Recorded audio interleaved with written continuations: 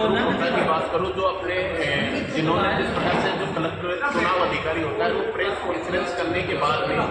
ये हम सबको ये बताया जाता है जब से देश आज़ाद हुआ कि हमारे लोकसभा क्षेत्र में इतने प्रतिशत मत की पड़े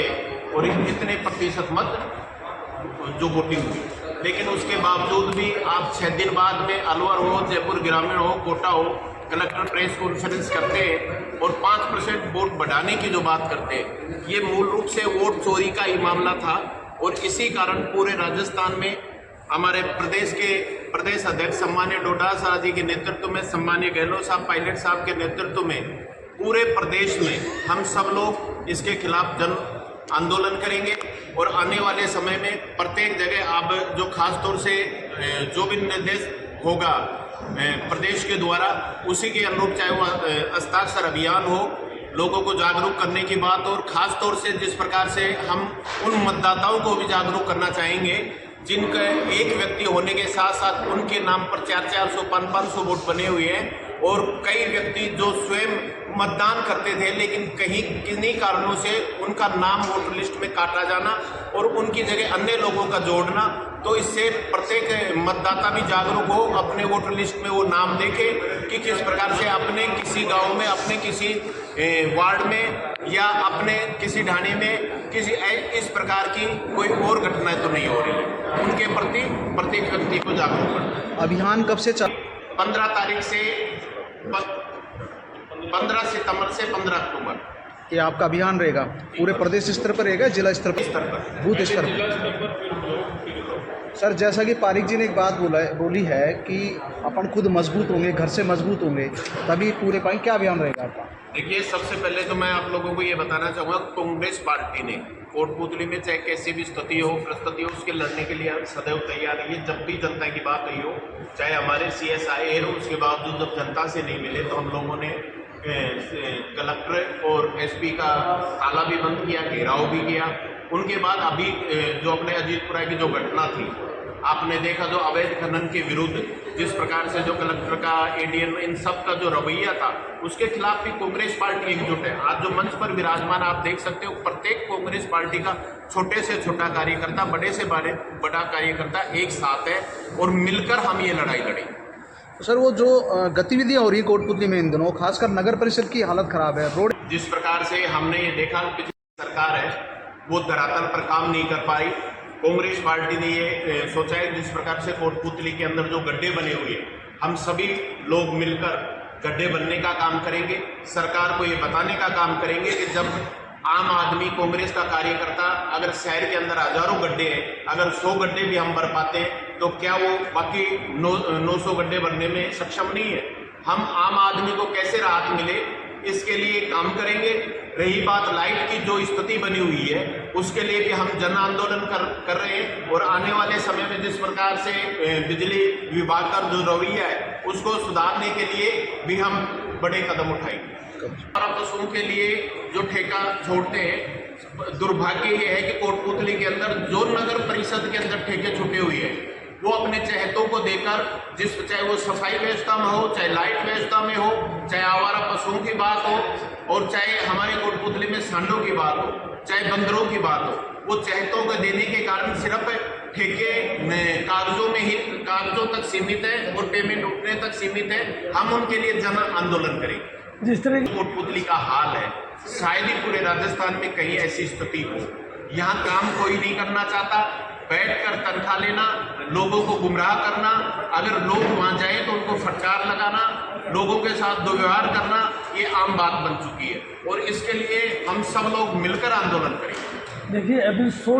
हमारे यहाँ कुछ ऐसी मशीनरी भी है जिनका महीने का 1 सवा लाख का किराया होता है, लेकिन झाड़ू वो निकाल नहीं पाती, उनके पैरों में हवा नहीं है। ये सब जो दुर्भाग्य है इस कोटपुतली का, उसी के लिए तो कांग्रेस पार्टी आम आदमी को जागरूक करने के लिए कि ये जो हम पैसा है वो हम सब लोगों का है और इसका दुरुपयोग जब भी होगा तो हम सब लोग इसके लिए जन आंदोलन करेंगे।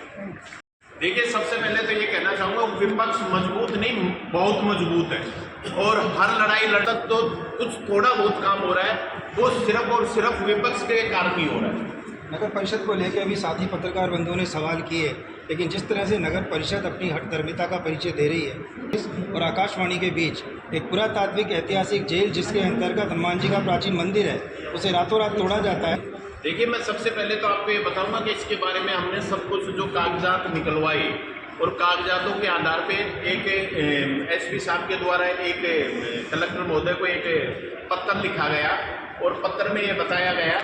उससे पहले मैं आप सभी जो प्रेस से आए मेरे भाई उनसे मैं ये बताना चाहूँगा कि जब हमारे चेयरमैन साहब कांग्रेस पार्टी के चेयरमैन प्रकाश सैनी जी जब थे तो हम सब ने प्रेस क्लब के लिए इस जगह को आवंटित किया था कि ये प्रेस क्लब इसमें होना चाहिए। लेकिन यही जो स्थिति बनी हुई है कोटपुतली में, ये बड़ा एक गंभीर विषय है कि रातों रात इसको तोड़ना और तोड़ने के बावजूद भी मैंने जहाँ तक देखा, अभी मेरी संपूर्ण बात तो नहीं हो पाई, लेकिन सरकारी भूमि पर जिस प्रकार से जो कार्य करना बिगैर इजाजत के, मैं समझता हूँ कि इससे बड़ी विडंबना हो नहीं सकती। और जिस प्रकार जो काम हुआ और उसके बावजूद भी जो हनुमान जी का मंदिर है उसके पास में बाथरूम बनाना, मैं समझता हूँ कि इससे ये जो बात करते हैं कहीं ना कहीं इनकी कथनी और करनी में अंतर है और इसी कारण आज आम आदमी इनके त्रस्त है। आज से अभियान को लेकर ये बात सही है। मैंने पहले भी कहा कि नगर परिषद कोटपुतली के द्वारा जिस प्रकार का जो कार्य किया जा रहा है, कार्य होना चाहिए आमजन के पक्ष में, लेकिन कार्य जिस प्रकार से सिर्फ जेब भरने का जो काम कर रहे हैं उसके विरुद्ध हम सब लोग मिलकर काम करेंगे।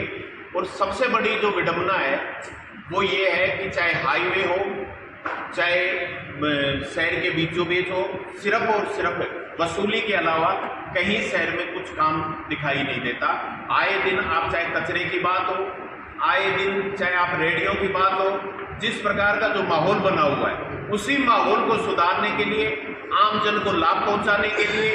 राहगीर जो भी रास्ते से गुजरे वो जाम से न फंसे, इसके लिए कांग्रेस पार्टी का प्रत्येक कार्यकर्ता मजबूती के साथ इस लड़ाई को लड़ेगा। सरकार को जो गहरी नींद में सोई हुई है उसको जगाने का काम करेगा और हम सब लोग मिलकर इनकी नींद जो कुंभकर्णी नींद में सोए हुए हैं इनको उठाने का काम करें। सत्ता पक्ष हो या विरोधी हो सकती है। नहीं, हमने सबसे पहले तो मैं ये बताऊंगा आपको, उस वक्त भी हमने जो प्रस्ताव लिया था और जिस वक्त नगर पालिका थी कोटपुतली, प्रस्ताव लेकर पारित किया गया प्रस्ताव को और ये चिन्हित की गई कि आने वाला जो कोटपुतली जब जिला बने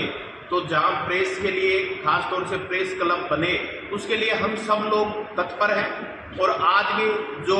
सबसे बड़ी जो पीड़ा है, चाहे जैसे ही हमें पता चला कि यहाँ और कुछ करने की बात हो, चाहे कलेक्टर महोदय की बात हो, चाहे एसपी से और जितने भी अधिकारियों से हमने बात की, वो यही की कि ये पहले ही प्रेस क्लब के लिए आवंटित की जा चुकी है और इसमें किस प्रकार से आप जो रातों रात जो काम करने की कोशिश कर रहे हो वो किस आधार पे कर रहे हो, इसके डॉक्यूमेंट हम आपको उपलब्ध कराएंगे। सभी जिस प्रकार से इन्होंने जो कार्य किया, मैं समझता हूँ कि वो ठीक नहीं है। सभी को इसमें, और ख़ास तौर से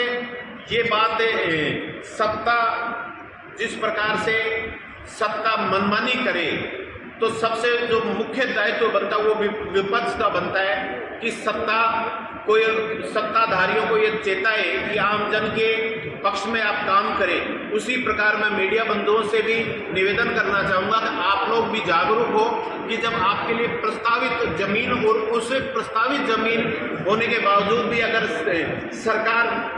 अनैतिक ढंग से उस पर निर्माण कार्य करते हैं तो आप सब लोग भी उसके लिए आवाज़ उठाएं। एक छोटा सवाल है, देखिए इसके बारे में इसीलिए तो हमने सभी जो कागज निकलवाए, क्या कहाँ कमी रही उसको हम लोग भी देखेंगे और उनको आगे भी चलाएंगे और कोशिश करेंगे कि जल्दी से जल्दी वो प्रेस क्लब के लिए आवंटित हो। धन्यवाद।